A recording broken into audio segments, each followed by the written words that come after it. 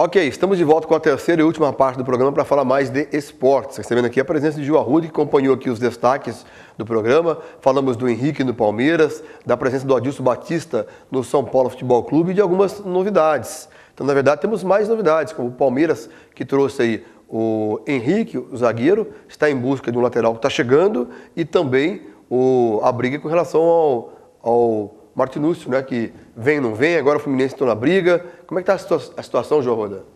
Inclusive até o pessoal já comentou, né, que o Martinúcio estaria hoje fazendo exames médicos no Rio de Janeiro para poder assinar contrato com o Fluminense. Mas a Roma da Itália também está na briga pelo jogador do Peñarol, e o Palmeiras também vai entrar na briga, e dizem que um dos times do Fluminense, o Palmeiras, vai até a FIFA para tentar pegar o Martinúcio. O Fluminense alega que o Palmeiras não acertou nada com o Peñarol e por isso tenta trazer o jogador para o time tricolor do Rio de Janeiro. Toda negociação do Palmeiras é embaçada, né? Tudo que o Palmeiras faz é complicado, né? Mas agora fica aí, o Palmeiras diz que tem uma multa de 50 milhões, é esperar para ver, mas o Palmeiras que evidentemente se reforçou nesse meio de ano, né? Sim, e essa chegada do zagueiro Henrique é uma chegada muito boa, né? O Henrique, que fez uma bela temporada quando jogava no Palmeiras, ele apareceu no futebol pelo Coritiba, foi para o Barcelona, não foi aproveitado lá, foi emprestado para vários clubes, como o Málaga e o Racing Santander, e agora volta ao Palmeiras mais uma vez, volta para ser titular da zaga do Verdão. Tá certo. Do Palmeiras, né, que tem a polêmica envolvendo o Kleber, tem a história toda envolvendo, né, a confusão do Palmeiras, mas o Palmeiras joga amanhã com o Flamengo, então é assunto para amanhã na nossa programação. Do Palmeiras, que a gente já rodou aí o áudio do Henrique, vamos falar do São Paulo, que também tem um técnico novo e está trazendo o Denilson, que o Denilson é esse que esperar da presença agora do Adilson Batista, que não foi bem por onde passou nos últimos 12 meses. 3 times em um ano. É verdade, o Adilson não vinha fazendo bons trabalhos, né? Ele começou lá no Corinthians, depois o último deles estava no Atlético Paranaense, e agora no São Paulo podemos dizer que é uma incógnita. E o Denilson é um jogador que foi revelado pelo São Paulo Futebol Clube há alguns anos atrás, jogou um Mundial Sub-17 que foi realizado no Peru, e daí foi para o Arsenal da Inglaterra, onde jogou 6 anos, e agora volta para a equipe de São Paulo, volta à casa, né? E o Denilson, que é um bom jogador, fez uma boa temporada no Arsenal, e agora estava ficando no banco com os reforços que o Arsenal está trazendo para a temporada 2011-2012, por isso o time inglês liberou o Denilson para voltar ao tricolor. Em relação ao São Paulo Futebol Clube, uma coisa eu posso afirmar, nos jogos que eu fiz, tanto o ano passado como esse ano, que eu cruzei com o Adilson Batista, ele deu uma educação acima da média. Ele, boa tarde, como vai você? Tal, só que o time não ganha. Ele mesmo falou que, na verdade, ele não conquistou títulos porque não teve tempo da sequência. 3 equipes em menos de um ano não é para um técnico. Tanto é que ele fez um contrato com o São Paulo de até o final do ano, somente. Se der certo, continua no próximo ano. E pelos lados do Parque São Jorge, no Corinthians, continua o imbróglio aí, a conversa envolvendo o Tevez, Carlito Tevez. Vem para o Corinthians, não vem, tem multa, parece que ele não tem uma boa relação com a sua equipe. Como é que está a situação do Tevez, que perdeu o pênalti sábado pela seleção argentina? Inclusive, muitos corintianos ficaram tristes com esse pênalti que o Tevez perdeu. Não por estar torcendo para a Argentina, mas por ser o Tevez e tal. Mas nessa quarta-feira saiu no site do Lancinete que a equipe do Manchester City agora aceita uma proposta de venda à vista, uma primeira parcela de 22 milhões para o Corinthians. 22 milhões para o Corinthians. O Corinthians dá para ele ser liberado.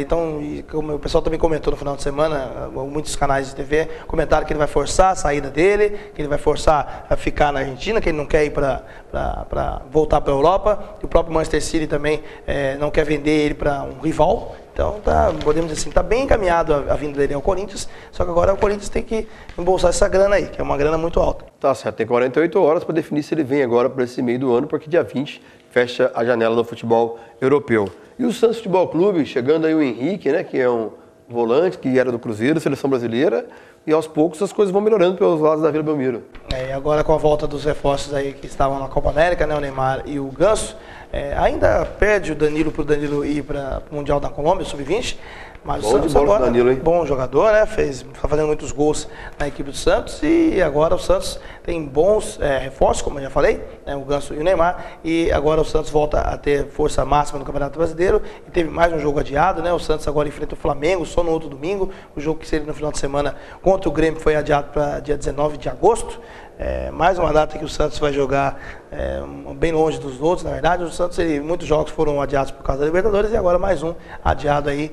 E o Santos só pensa agora no Flamengo, tem uma semana inteira para trabalhar. Exatamente. Elano, Ganso e Neymar ganharam folga até sexta-feira, né? Porque eles jogaram as finais do Campeonato Paulista, Libertadores, não tiveram folga.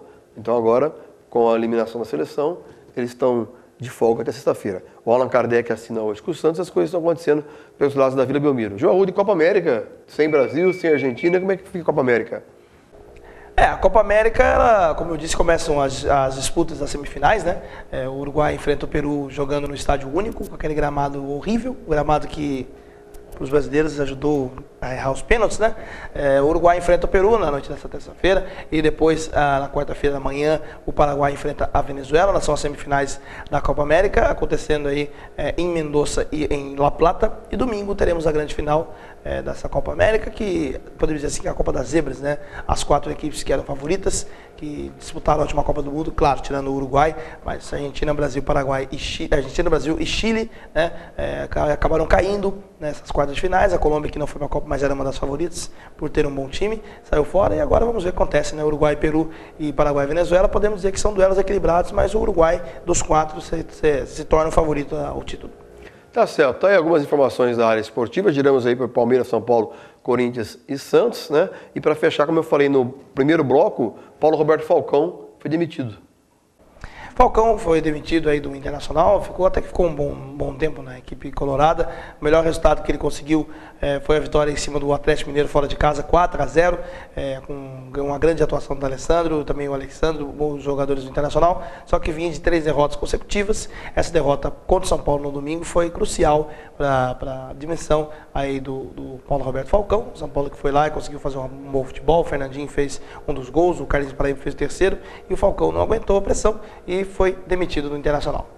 Tá certo. Tá aí, fio de papo na edição de hoje. A gente tem aqui alguns fatos para destacar. Por exemplo, nesta terça-feira, em 2002, em São José dos Campos, seria sepultado o Biratã, que foi um dos principais jogadores de basquete de todos os tempos. O Biratã, que foi técnico da seleção de Pindamonhangaba, depois de jogar no Campeonato Mundial, são os nomes renomados do basquetebol mundial. Bira, todo mundo chamava o Bira, foi técnico de Pindamonhangaba.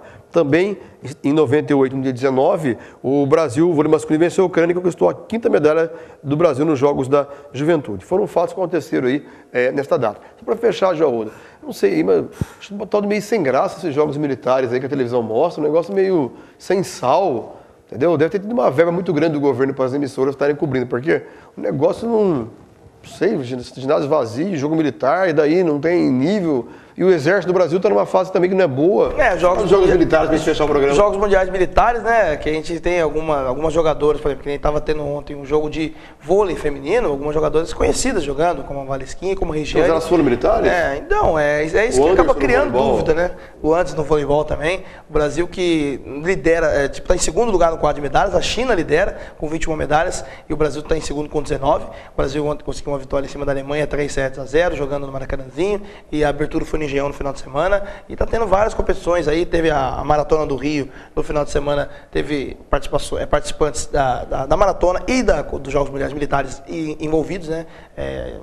Envolvidos ali na corrida, e é um campeonato, assim, Jogos Olímpicos militares que a gente não está acostumado a ver. É a 6ª edição, também tem provas de natação, até lá no Complexo Esportivo Maria Lenk, no Rio de Janeiro, até a Fabíola Molina ganhou medalhas, né, ontem, e vai acontecendo essas competições, vai até o final da semana, tendo futebol também, várias competições espalhadas aí pelo Rio de Janeiro nos Jogos Mundiais Militares. Tá certo, sem graça, mas estão acontecendo os Jogos Militares, a presidente Dilma fez a abertura, o Romário foi no primeiro jogo de futebol, fazer o quê, né? Tem gosto para tudo. Fim de papo, voltamos amanhã, o destaque principal será a rodada do Campeonato Brasileiro. Está de volta o Brasileirão com rodada cheia. Quarta-feira tem muitos jogos marcados aí, para as 21h50, tem Palmeiras e Flamengo, tem outros jogos importantes também, e você confere tudo na edição de amanhã. Um grande abraço e até amanhã.